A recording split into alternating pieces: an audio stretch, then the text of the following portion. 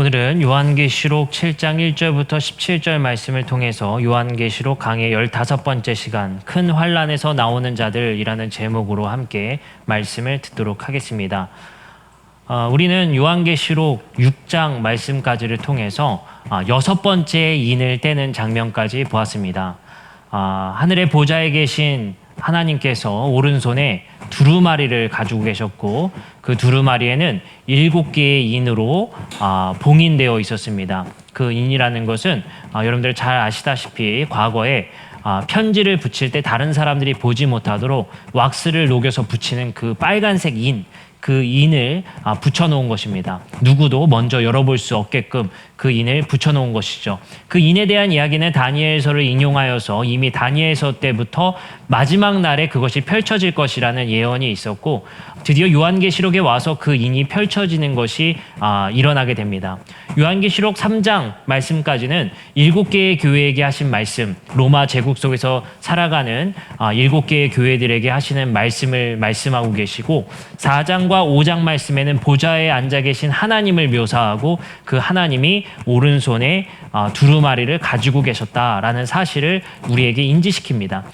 그리고 5장 말씀에서는 과연 그 인을 누가 뗄 것인가 요한이 주위를 살펴보지만 그 인을 뗄 만한 자가 없어서 통곡하며 울게 되죠. 그것을 우는 이유는 무엇입니까? 절실했기 때문입니다. 로마의 제국의 횡포 속에서 이 인이 속히 떼어져서 이 혼란한 세상을 잠식시키고 온전한 질서로 회복할 하나님의 심판이 이 인이 떨어져야, 이 봉인이 떨어져서 이 두루마리를 읽을 때여야 그 두루마리에 적혀있는 하나님 나라가 이 땅에 도래할 때인데 그것이 인을 뗄 만한 사람이 주위에 없기 때문에 요한이 울게 됩니다. 하지만 곧 장로가 요한에게 이야기를 하게 되죠. 그리고 요한이 직접 보게 됩니다. 유다의 사자와 같은 이가 그 인을 뗄 것이라는 걸 듣고 눈을 떠들어서 눈을 보니 유다의 사자와 같은 이가 아니라 피에 젖은 어린 양이 그 인을 뗄 것이라는 것을 보게 됩니다. 그리고 드디어 우리는 6장에 와서 그 한 어린 양이 인을 하나씩 떼는 장면을 목격하게 됩니다. 첫째 인부터 넷째 인을 떼는 것을 우리가 먼저 배웠었죠. 각 세계 말들이 나와서 이 땅을 심판하고 또 횡포하는 모습을 보게 됩니다. 이것은 어떻게 보면 심판이라는 이미지라고 이야기할 수도 있겠지만 그 당대 시대의 로마 제국의 횡포들, 기근, 전쟁, 그리고 착취 이런 것들로 이루어지는 4개의 상징적 말이 그 당시의 시대의 세상을 어지럽게 하고 있었다는 사실을 우리에게 알려줍니다. 5번째 인을 뗐을 때는 어땠죠? 성도들이 제단 밑에서 울고 있었고 통곡하고 하나님께 탄원하는 장면을 보게 됩니다. 그러나 그들이 꿋꿋하게 살아감을 통해 하나님이 그들에게 흰옷을 입혀주는 장면을 묘사하고 있죠. 6번째 인은 어땠습니까? 6번째 인을 떼자 큰 세상의 자연적 재해가 일어나게 됩니다. 그 자연적 재해를 통해서 그 횡포를 부리던 자들을 멈추게 하고 그 횡포들의 하나님의 심판이 가해지게 됩니다. 그리고 이제 몇 번째 인이 남았죠? 7번째 인이 남았습니다. 근데 놀랍게도 7번째 인이 딱 7장에 이제 이어서 딱 떼면 좋은데 7번째 인을 떼기 전에 잠시 스탑을 합니다. 멈추죠.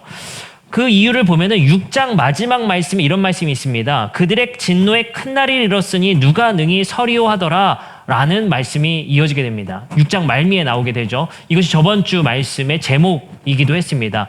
누가 능히 서리오.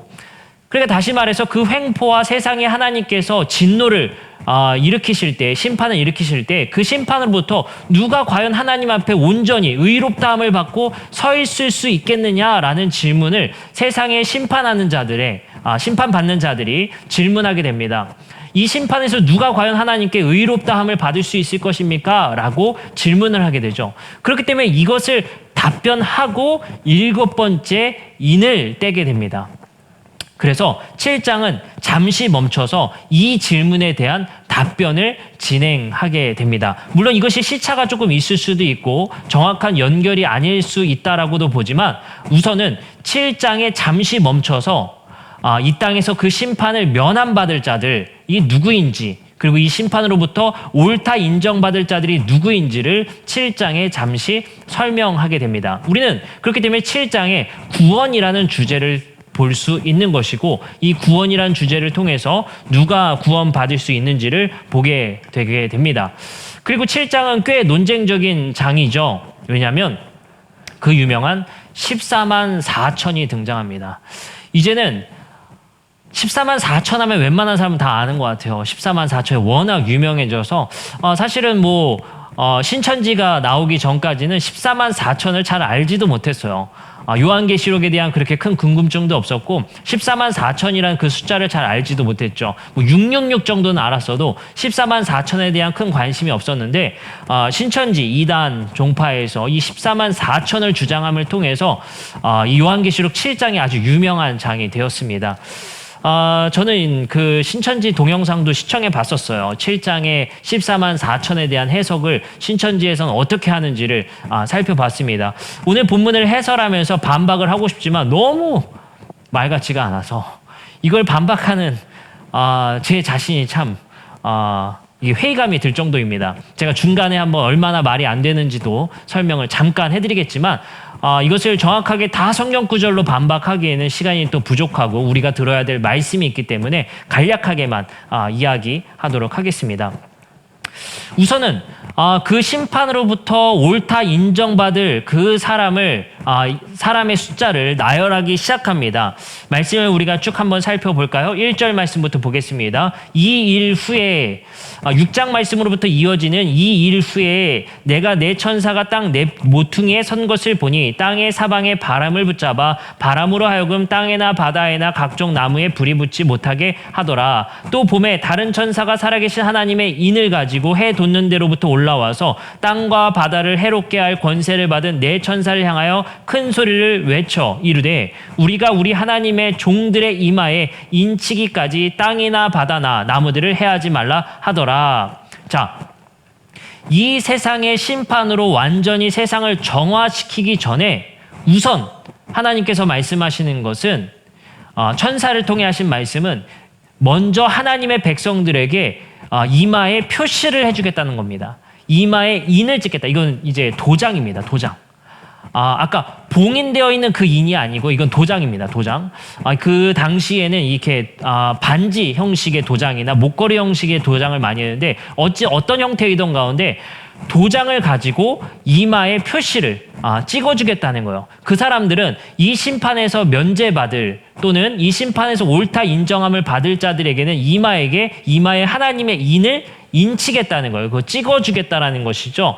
근데 여기서 하나님의 인을 받은, 여기서의 설명, 개역 개정의 표현으로 인침을 받은 자는 몇 명이냐? 여기가 중요한 거죠. 내가 인침을 받은 자의 수를 들으니 이스라엘 자손의 각 지파 중에서 인침을 받은 자들의 14만 4천 명이다라는 거예요. 문제는 여기에 있습니다. 이 14만 4천 명을 숫자 그대로 이것을 문자적으로 해석하기 때문에 실제 14만 4천 명으로 보고 있는 거예요. 이게 이제 문제가 되는 것이죠. 그래서 신천지 교인은 14만 4천으로 제한해서 14만 4천 명이 하나님의 인침받은 자들이고 이 천사가 인침을 한다고 하죠. 이 천사가 아주 특정 인물을 가리키게도 됩니다. 그리고 이 14만 4천 명이 신천지의 성도들이 될 것이다 라고 주장하는 거죠. 지금 들리는 소문에는 14만 4천 명을 이미 넘어서 14만 4천 명을 넘어선 숫자에서 14만 4천 명을 좀 추리는 중이라고 합니다. 근데 그 14만 4천 명도 하나의 레벨, 이 차야 14만 4천 명에 들어가게 되는데 거기에 차기 위해서 또 열심히 노력하는 부분들도 분명히 있겠죠.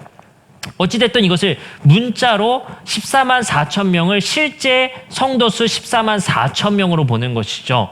자, 근데 문제는 무엇이냐면요. 성경에서는 결코 이 14만 4천을 문자적, 실제적 숫자로 보는 것이 아니라 이것은 하나의 당대의 표현의 양식이었을 뿐이라는 겁니다. 왜냐면요. 자, 보도록 하겠습니다. 5절입니다. 유다 지파 중에 인침을 받은 자가 12,000명입니다. 우선 지파별로 정확하게 12지파가 등장하는데 12지파 한 지파별로 무조건 12,000명씩 잘랐어요.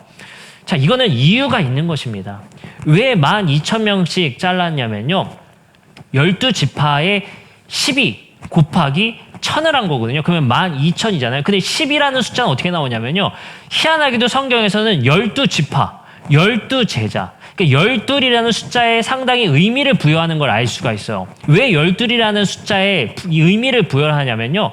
3이라는 숫자를 중요시 여깁니다. 유대인들은. 그 3이라는 숫자가 하나님의 숫자로서 우리 성경에서는 완전수로 성부, 성자, 성령 이렇게 삼위일체라는 표현도 쓰게 되죠. 하나님의 숫자로 3을 상징하고요. 또 사람의 숫자로 4를 상징하기도 합니다. 이 숫자를 굉장히 긍정적인 숫자로 보게 됩니다. 완전 숫자로 보게 되죠. 그래서 3과 4를 더하면 몇이죠? 7이죠.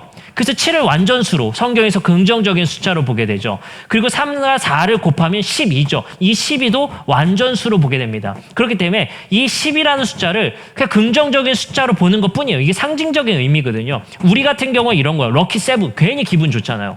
죽을 4자 기분 나쁘잖아요. 이게 무슨 의미가 있어요, 솔직히. 엘리베이터에 그 F층이라고 쓴다고 덜 죽나요? 그거 아니잖아요. 우리가 그냥 그걸 상징화해서 거기에 의미를 부여하는 것뿐이죠. 이것도 마찬가지입니다. 12이라는 의미에 큰 의미가 있는 것이 아니라 당시 유대인들은 그것을 긍정적인 좋은 숫자로 보고 있었단 말이죠. 그게 유대인들의 문학적 양식이었고 그 사람들의 생각이고 사고방식이에요. 하나님은 그 유대인들이 긍정적으로 보는 숫자를 성경에 대입함을 통해서 좋은 숫자를 하나님께 그리고 사람에게 대입하게 됩니다. 그리고 그걸 완전수라는 상징적 의미로 보게 되는 것이죠. 천은 무엇이냐? 유대인들에게 많다를 의미해요. 많다. 예를 들면 이거요. 우리 성도님 100점 만점이에요. 이러면 진짜 100점 맞은 겁니까? 아니죠. 100이라는 숫자를 우리는 어떻게 생각합니까? 많다, 좋다. 우리 얼굴이 모양새가 아주 100점이에요, 이거는. 옷 입은 것 보니까 아주 그냥 제 마음에 100점입니다. 이거 뭐예요? 좋다, 많다를 의미하죠. 천이라는 숫자도 마찬가지로 많다, 좋다의 의미를 가지고 있습니다. 백화점도 마찬가지죠. 100가지 물건 파는 곳입니까? 아니죠. 많은 물건을 파는 곳이다, 이런 의미로 보게 되죠. 그렇기 때문에 좋은 숫자 12에 그 좋은 숫자의 숫자가 많음을 의미하는 1000을 곱해서 12,000명이 됩니다. 그리고 그 12,000명을 12지파만큼이 있으니까 몇 명이겠어요? 14만 4천 명이 되게 되는 거예요. 그렇기 때문에 이 14만 4천이라는 숫자의 의미 속에서는 그들이 가지고 있는 긍정적인 숫자를 곱셈하고 완전수를 만들기 위한 14만 4천인 것 뿐이시지 이것이 실제 14만 4천일 리가 없습니다. 만약에 우리가 하나님 나라가 도래해서 하나님 나라의 삶을 살게 되는 그날이 오게 되는데 이것이 틀렸다. 진짜 14만 4천이었다. 제가 책임지겠습니다. 아시겠죠? 그래서 제가 공약합니다. 14만 4천 명은 절대 숫자로서의 14만 4천이 아닙니다. 책임지겠습니다. 이건 제가 오늘 정확하게 제가 말씀드립니다. 자, 14만 4천 명은 그렇기 때문에 실제적 숫자가 아니라 제가 오늘 공약한 대로 상징적 숫자이다라는 것입니다. 문제는 그 뒤에도 나와요. 9절입니다.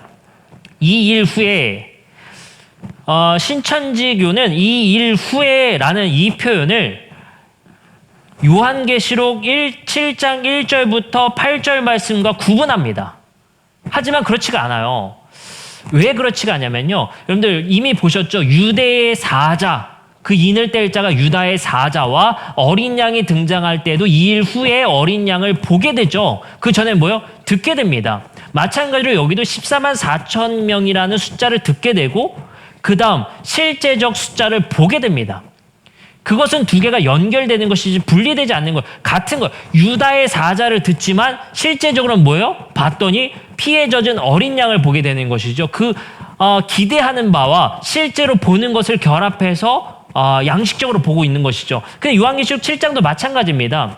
14만 4천 명과 9절에 나오는 실제로 보니까 각 나라와 족속과 백성 방언서 아무도 능히 셀 수 없는 큰 무리가 나와요.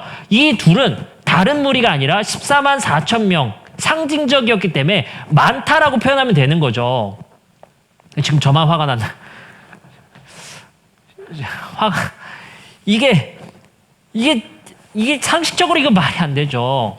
그래서 1절부터 8절에 나와 있는 14만 4천 명이 제가 말씀드렸듯이 12 곱하기 많다. 그 많다를 12로 곱하기 때문에 14만 4천 명이고 그 14만 4천 명이 이미 이 요한계시록을 쓰고 보는 사람들은 많은 숫자가 구원받는구나. 유대민족의 12지파처럼 그 완전한 숫자들이 구원받는가라는 의미가 있었기 때문에 9절 말씀에서는 그것을 이해하는 자들이 이렇게 말할 수 있어요. 셀 수 없는 큰 물이죠. 많기 때문에, 그쵸? 그냥 많은 무리들, 그 완전한 숫자를 하나님께서 채우실 거라는 그 많다라는 의미로 알고 있었기 때문에 9절 말씀과 14만 4천 명은 다른 무리가 아닙니다. 근데 이걸 신천지는 다른 무리로 보고 있죠. 네. 다른 무리를 보고 있습니다. 그래서 9절의 말씀은 누구냐? 아까 14만 4천 명은 신천지의 입장에서는 자기들의 교인이고 9절은 14만 4천 명이라는 숫자가 채워지면 9절 말씀에 보면 각 나라와 족속과 백성과 방언을 하는 자들이 나오게 돼요. 이 사람들을 누구로 해석을 하게 되냐면요. 각 나라와 족속과 방언, 이거 뭡니까? 각 교단, 다른 교리를 가지고 있는 자들이 14만 4천 명이 채워지는 것을 보고 황급히 그 교단에서 빠져나와 합류하게 될 거라는 거예요. 그 두 무리를 지금 구분하고 있는 것이죠.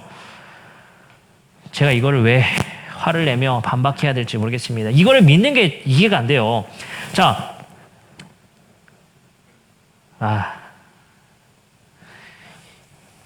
다른 게 아닙니다.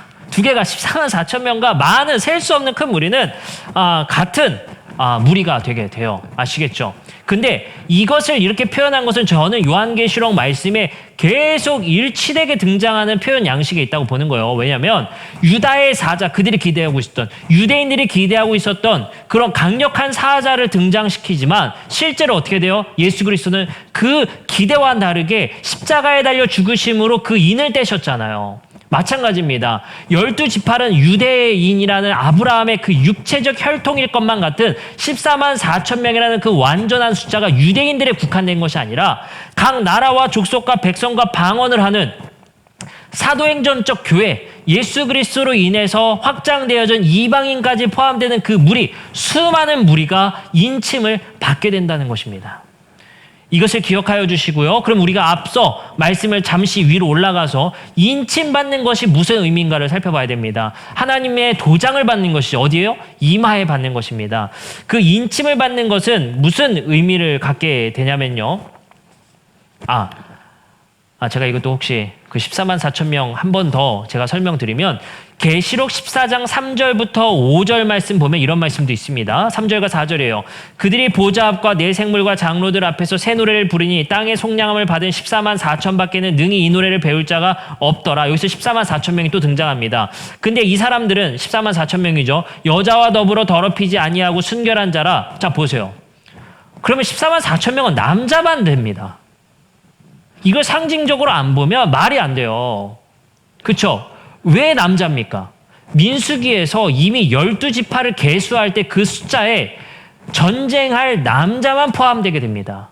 그 숫자를 상징적으로 인용하여 사용했기 때문에 이미 말이 안 되는 거죠. 이거를 상징적이 아니라 문자로 보면은 4절 말씀으로 인하면 14장 4절 말씀에 인해서 뭐가 됩니까? 남자들만 구원받게 되는 거예요. 그러면 지금 초대교회 성도들이 그렇게 읽을 사람이 누가 있었겠습니까? 그 말이 안 되겠죠? 자, 이어서 말씀드리겠습니다. 그 인침받는, 그 도장받는 것이 무슨 의미인지를 여러분들 이제 함께 나누어 봐야 합니다. 자, 이 도장받는 건요, 하나님의 백성 말고도 짐승과 결탁하여, 다시 말해 로마 제국에 결탁하여 우상 숭배한 자들도 어떠한 도장을 받게 됩니다. 거기에 이 도장 받는 것의 의미를 우리가 잠깐 유추해 볼 수 있는데요. 요한계시록 13장 15절부터 18절을 새번역 성경으로 읽어보겠습니다. 그리고 둘째 짐승의 능력을 받아 첫째 짐승의 우상에게 생기를 넣어주고 그 짐승의 우상으로 하여금 말을 하게 하고 또 우상에게 경배하지 않는 사람은 모두 죽임을 당하게 하였습니다. 여기서 우상은 그 황제 숭배를 얘기하겠죠. 또 작은 자나 큰 자나 부자나 가난한 자나 자유인이나 종이나 할 거 없이 다 그들의 오른손이나 이마에 표를 받게 했습니다. 자, 이 우상에 절하는 자에게도 오른손이나 또는 이마에 표시를 하게 되죠. 누구든지 이 표를 가진 사람, 곧 짐승의 이름이나 그 이름을 나타내는 숫자로 표가 찍힌 사람이 아니면 아무도 팔거나 사거나 할 수 없게 했습니다. 다시 말해서 이 짐승의 우상에게 절하여서 이마에 어떤 인장을 찍힌 사람들만 경제권이 있었어요. 당시에 상업권이 생기게 되는 겁니다. 그 말은 뭐냐? 내가 로마 제도에 순응하겠습니다. 당신의 제도와 정치에 순응해서 당신네들의 법도에 따라 살겠다라고 순응한 자들에게는 어떻게 보면 시민권 같은 그 인장을 머리에 찍어준 거예요. 그죠? 자, 그리고 말씀이 쓰여 있습니다. 18절. 여기에 지혜가 필요합니다. 지각이 있는 사람은 그 짐승을 상징하는 숫자를 세어보십시오. 그 수는 어떤 사람을 가리키는데 그 수는 666입니다. 자, 도장이 숫자로 구성되어 있어요. 근데 몇이요? 666인데 그 666은 어떤 사람을 가리키는 숫자라고 쓰여 있어요. 이게 게마트리아라는 것인데 그 666이라는 것은 사람의 숫자. 그러니까 다시 말하면 여러분들 우리가 쓰는 숫자는 아라비아 숫자잖아요. 그죠? 그 당시에도 그리스 문명 또 로마 문명에도 숫자가 있었습니다. 그죠? 그렇기 때문에 그 당시의 숫자는 아라비아 숫자가 아니라 어떻게 보면 알파벳을 숫자로 썼죠. 예, 뭐 알렙, 베트 이렇게 해서 뭐 히브리어면은 뭐 알레프가 1이 되고 베트가 2가 되고 이렇게 숫자별로 그렇게 쓰게 됩니다. 그래서 뭐 2를 쓰면 두 번째 알파벳을 쓰게 되는 거예요. 뭐 3이면 세 번째 알파벳을 쓰면 되고요. 그래서 당시의 로마의 황제 가이사랴라고 한 가이사죠. 가이사 네로라는 이름을 이렇게 게마트리아해서 숫자화시키면 그 사람의 이름이 있겠죠. 네로라는 헬라어가 있죠. 그 헬라어를 히브리어로 만들어서 히브리어의 각 숫자, 그 히브리어에 해당하는 그 숫자를 쓰면 666이 됩니다. 그 당시 황제 이름, 다시 말해 이 666은 지금 현재 이것을 읽고 있는 사람들에게 암호처럼 그 사람에게 숭배하지 말라고 이야기하는 거예요. 그 도장 받지 말라는 거예요. 그죠? 그 황제의 이름을 이마에 찍어주는 것이니까 그거 받지 말라는 것이죠. 너는 그것을 받음으로 인해서 그 가치 체계의 소유권이 되어지는 거예요.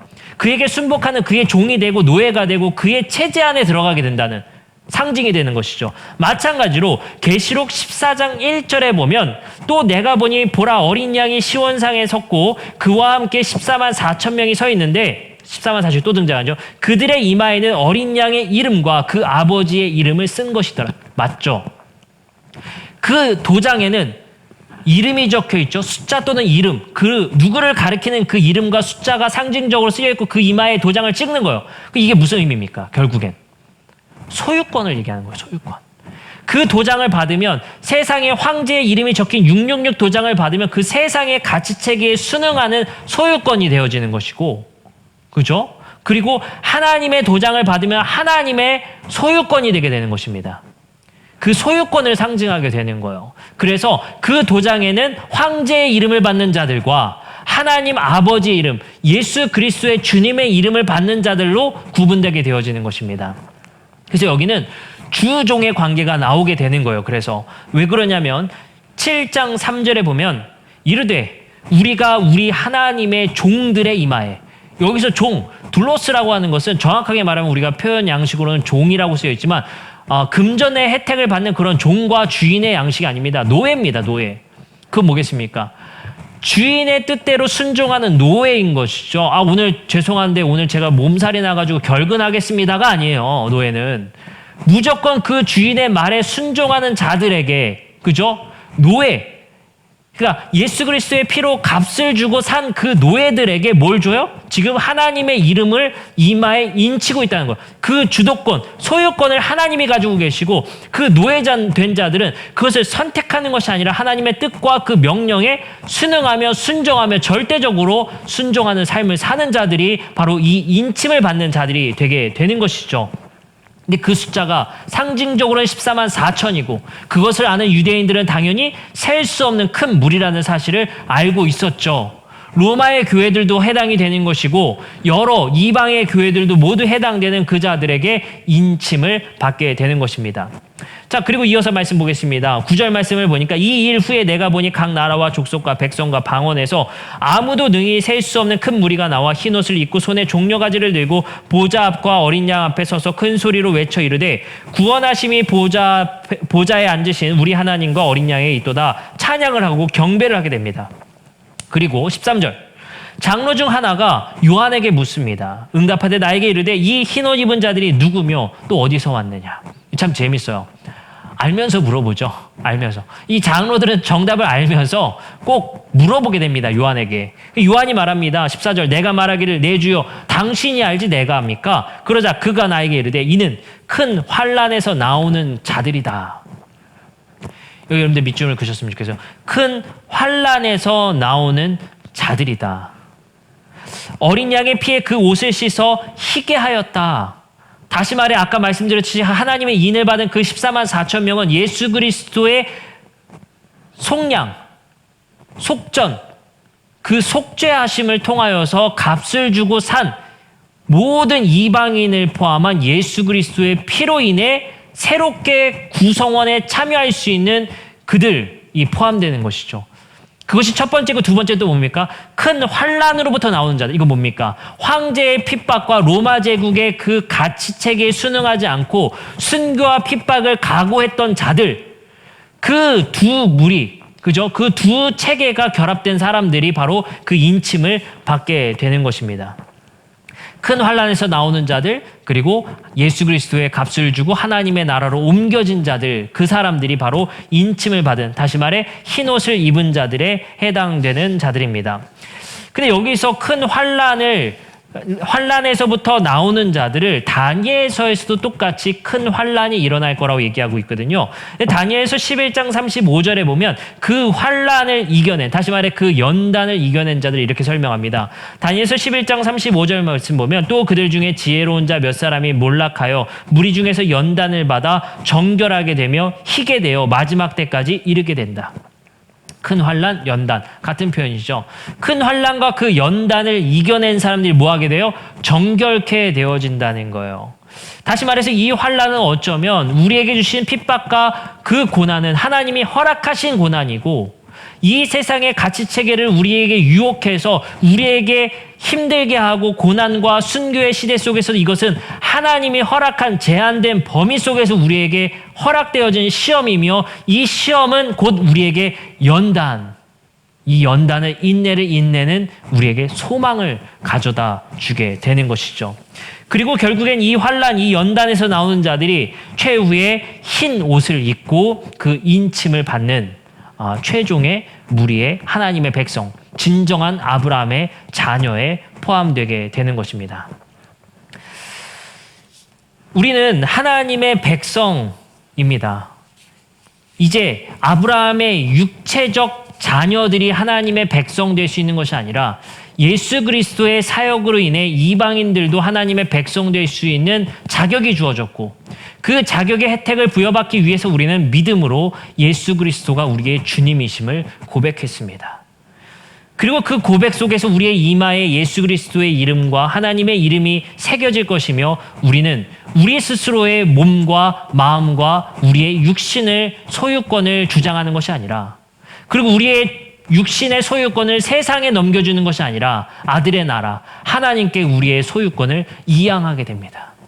그렇기 때문에 우리는 우리의 욕망에 따라 살아가는 것이 아니라 세상의 가치에 순응하며 살아가는 것이 아니라 하나님이 우리에게 말씀하신 뜻과 그 소유권을 가지고 계신 그분에게 순응하며 살아가게 되는 것입니다.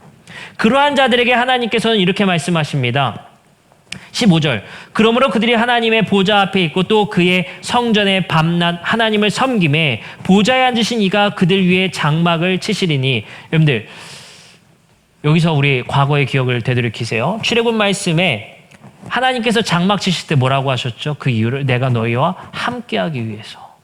하나님은 이 성도의 무리에 장막을 치셔서 함께 하시고 계시죠. 16절입니다. 그들이 다시는 줄이지도 아니하며 목마르지도 아니하고 해나 아무 뜨거운 기운에 상하지도 아니하리니 이는 보좌 가운데 계신 어린 양이 그들의 목자 되사. 밑줄 그세요.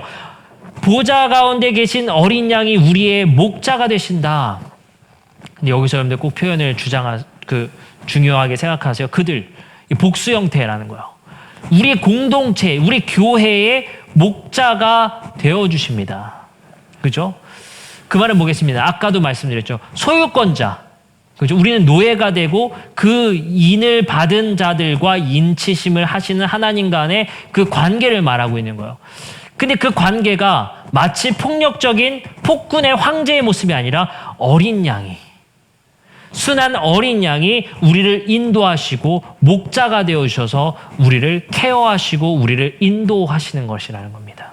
근데 여기 중요한 사실 한 가지가 있습니다. 여러분들 16절 말씀을 곰곰이 생각해 보면요.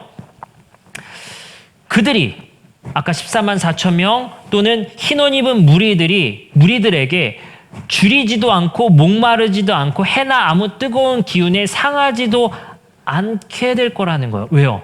목자는 항상 양들을 좋은 곳으로 푸른 초장으로 인도하는 이미지가 있는 것이죠. 우리 성도들을 가장 좋은 곳으로 인도하시고 우리를 보호하심으로 우리 교회를 그렇게 인도하고 계시다는 거예요. 누구를요? 흰옷 입은 그 무리들을, 인침받은 그 무리들을 지금 인도하고 계시고 우리 가운데 장막 치셔서 함께하고 계신 그 교회의 공동체 생활을 하고 있는 것이죠. 근데 여기서 한 가지 생각해 보면요. 16절을 잘 생각해 보세요. 줄이지도 않고 목마르지도 않고 그리고 뜨거움을 피할 거라는 거예요. 이 세 개. 근데 잘 생각해보면 제가 이 말씀을 묵상하면서 이런 생각해봤어요. 하나님 아니어도 우리가 할 수 있거든요. 줄이면 밥 먹으면 되고요. 또 배달시키면 되고요. 음료 마시면 됩니다. 너무 목마르시면 이온 음료 마시면 돼요. 뜨거우면 집에 들어가면 됩니다. 에어컨 켜면 돼요. 이 혜택이 뭐 그렇게 큰가라는 생각을 할 수가 있죠. 근데 중요한 건 말이죠. 이 혜택을 내가 만들어가는 자와 황제의 순응함으로 줄임을 면하고 목마름을 면하고 뜨거움을 면하는 자들이 아니라 목자의 인도하심을 통해 푸른 초장을 발견케 되고 새로운 오아시스를 발견하게 되는 자들이 바로 진정한 하나님의 백성이라는 거야. 로마 제국의 순응함을 통해서 666이라는 인침을 받은 자에게는 상거래가 가능하게 됐고 경제체제에 지금 그 길드 안에 들어갈 수가 있는 혜택이 주어졌습니다. 그것을 통해 줄이지 않고 목마르지 않고 뜨거운 해를 피하는 자들이 아니라 하나님의 보호하심, 예수 그리스도의 목자의 인도하심을 통해서 푸른 초장과 오아시스를 발견하게 된 자들. 내가 다시는 너희를 줄이지 않게 하겠다는 예수 그리스도의 말씀 속에서 진정한 목마름을 해갈게 된 자들. 육신의 목마름이 아니라 그 영적 목마름을 해갈게 된 자들이 진정한 하나님의 백성임을 말을 하고 있는 것입니다. 근데 우리 지금은 맥시멈주의를 하고 있죠. 우리를 가득 채우고 세상의 제도에 따라 우리의 필요를 가득 채우며 살고 있다는 거예요. 그렇기 때문에 우리는 하나님이 인도하는 푸른 초장과 오아시스를 느끼지 못하고 하나님의 은혜를 체험할 수가 없어요. 제가 요즘에 가장 고민하는 것이 그것입니다. 우리 성도님들 가운데, 우리 그리스도인들 가운데 신앙의 언어가 점차 줄어들고 있어요. 감사의 표현은 없어지고 하나님의 은혜에 대한 사실을 망각하며 살아가는 것 같습니다. 우리는 얼마나 감사하고 있습니까? 하나님이 주셨다는 사실에 얼마나 감사를 하고 있습니까? 물론 그 감사와 긍정으로 인해서 복을 누리기 위해 그 감사의 표현을 하는 것은 아니지만 우리의 일상 속에서 하나님이 주셨다는 사실을 얼마나 발견하고 있으며 그것의 은혜로 생각하는 일을 우리는 얼마나 하고 있습니까? 아침에 일어나 숨 쉴 수 있다는 사실에 얼마나 하나님께 감사하고 있으며 그것을 은혜로 생각하고 있습니까? 우리가 얼마나 속물적인 인간인지 누군가가 고난받고 억울한 죽임을 당하거나 질병에 들어 급격하게 그가 노쇠하는 모습을 보면 그때여서나 하나님을 찾고 그때여서나 우리의 위기를 통과한 그때에서나 은혜와 감사를 우리는 하게 됩니다. 일상 속에서는 우리가 우리의 줄임을 해결할 수 있고 우리의 목마름을 스스로 해결할 수 있기 때문에 우리는 하나님을 찾지 않습니다. 기도하지 않습니다. 신앙의 언어를 쓰지 않습니다. 그리고 이제는 어찌된 영문인지 우리의 모임 가운데 감사와 은혜와 하나님의 은혜를 표현하면 어찌된 일인지 그것이 마치 생소해지는 것 같고 그것이 마치 그 모임의 분위기를 흐리는 것 같은 느낌마저 받게 됩니다.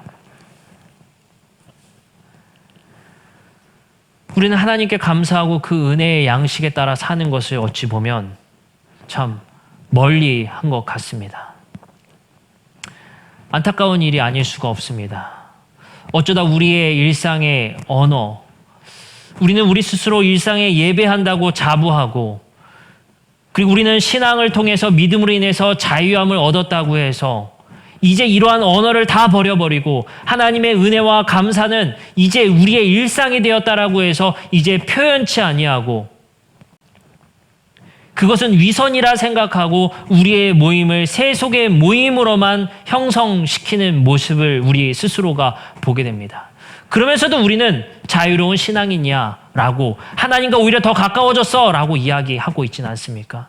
그러나 정말 그의 삶에 주림을 하나님의 은혜로 채움받고 있으며 우리의 목마름을 하나님께서 채워주시는 그 생수로 채움을 받고 있으며 우리가 정말 뜨거움을 하나님께서 그늘 만들어주시고 당신의 두 날개 아래에서 쉬는 그 쉼을, 안식을 진정으로 누리며 살아가고 있습니까? 우리 스스로를 돌아봐야 할 것 같습니다. 우리 그리스도인들의 공동체 안에서 모임 가운데, 그리고 밖에서 여러 우리 관계 속에서 나뉘어진 맺어진 그 모임 가운데, 그 모임을 이렇게 해라 저렇게 해라 말하진 않습니다. 하지만 그 모임 속에 감사가 있고 하나님의 은혜와 찬양이 있습니까? 이제 이런 모임 속에 이런 언어를 꺼내면 창피하십니까? 우리의 모임 속에 하나님의 은혜와 감사를 나눌 수 있는 우리 모두가 되었으면 좋겠습니다. 이 언어가 이 기독교 그리스도인들의 신앙의 언어를 잃지 않고 이 세상에 대항하는 언어가 되었으면 좋겠습니다. 우리가 무엇을 먹을까, 무엇을 입을까, 무엇을 마실까 고민하는 자들은 이방인들이다. 하나님의 백성들은 그의 나라와 그의 의를 구하며 살아간다 말씀하십니다. 마태복음 7장 21절을 보면 나더러 주님 주님 하는 사람이라 해서 다 하늘나라에 들어가는 것이 아니라고 말씀하십니다. 하늘에 계신 내 아버지의 뜻을 행하는 사람이어야 들어간다라고 말씀하십니다. 우리가 함께 고민하셨으면 좋겠습니다. 우리는 주님 주님 하고 있습니까? 아니면 우리의 소유권이 진정 하나님께 이양된 사람들입니까? 고린도후서 5장 16절부터 21절의 말씀에 보면 이런 말씀이 있습니다. 17절입니다. 그런즉 누구든지 그리스도 안에 있으면 새로운 피조물이라. 이전 것은 지나갔으니 보라 새 것이 되었도다. 우리의 몸을 재형성시키게 됩니다. 그리고 우리는 이제 21절입니다. 하나님이 죄를 알지도 못한 이를 우리를 대신하여 죄로 삼으신 것은 우리로 하여금 그 안에서 하나님의 의가 되게 하시려 함이라 라고 말씀하십니다. 우리는 기억하셨으면 좋겠습니다. 우리를 새로운 피조물 삼으셔서 우리의 몸을 재형성시킴으로 세상의 사람들과 구별된 삶을 살길 원하십니다. 그렇다고 우리가 세상과 구별된 삶을 산다고 해서 세속과 멀리하는 것이 아니라 세속과 접촉하며 구별된 삶을 살아가게 되는 것입니다. 세상의 사람들과 구별되어 그들과 함께 살지 말라는 것이 아닙니다. 그들과 충분히 접촉하되 그 안에서 구별된 삶을 살라는 것입니다. 디모데전서 4장 6절부터 10절의 말씀에 이런 말씀이 있습니다. 그대가 이러한 교훈으로 형제 자매를 깨우치면 그대는 믿음의 말씀과 그대가 지금까지 쫓고 있는 좋은 교훈으로 양육을 받아 그리스도 예수의 좋은 일꾼이 될 것입니다. 저속하고 헛된 꿈에는 이야기들을 물리치십시오. 경건함에 이르도록 몸을 훈련하십시오. 이 말은 참말이요 모든 사람이 받아들일 만한 말입니다. 우리가 모든 사람, 특히 믿는 사람의 구주이신 살아계신 하나님께 소망을 두므로 우리는 수고하며 애를 쓰고 있습니다. 우리의 소망이 어디 있습니까? 하나님께 소망을 두는 자들이 바로 경건의 삶을 사는 자들입니다. 기억하시기 바랍니다. 경건의 삶을 살기 위해 우리의 몸을 치고 연단하며 우리는 여전히 수고하고 애를 쓰고 있습니다. 세상의 가치와는 다른 가치를 품어내고 이 공동체 안에 새로운 법도들을 만들기 위해 우리는 애를 쓰고 있습니다. 소유와 집착이 아닌 공유를 가르치기 위해 우리는 포기하고 수고하고 애를 쓰고 있습니다. 세상의 사람들처럼 무엇을 마실까, 무엇을 입을까, 무엇을 먹을까를 스스로의 노력으로 채우고 해결하는 것이 아니라 우리는 주림과 목마름과 해의 뜨거움을 하나님의 은혜 가운데 우리는 해결하고 있습니다. 기억하시기 바랍니다. 우리 공동체를 부르셔서 우리는 세상의 빛과 소금 되게 하셨습니다. 그리고 우리의 이마에는 하나님의 이름이 새겨져 있습니다. 우리의 삶의 소유권을 하나님께 드리시기 바랍니다. 그 가운데 체험되는 하나님의 은혜와 감사함을 고백하시기 바랍니다. 또한 우리 삶 속에 주림과 목마름과 해의 뜨거움을 스스로의 노력으로 해결하는 것이 아니라 하나님께 기도하고 하나님께서 우리에게 주시는 새로운 푸른 초장과 새로운 생수를 발견케 되시기를 주님의 이름으로 축복합니다.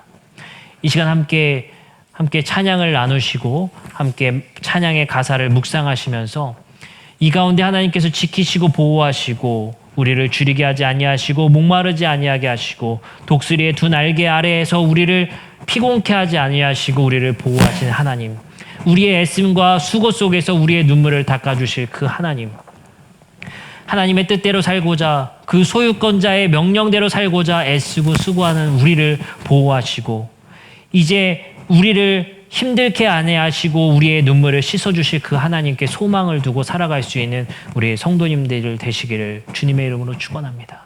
이 시간 함께 찬양을 들으시고 묵상하시겠습니다.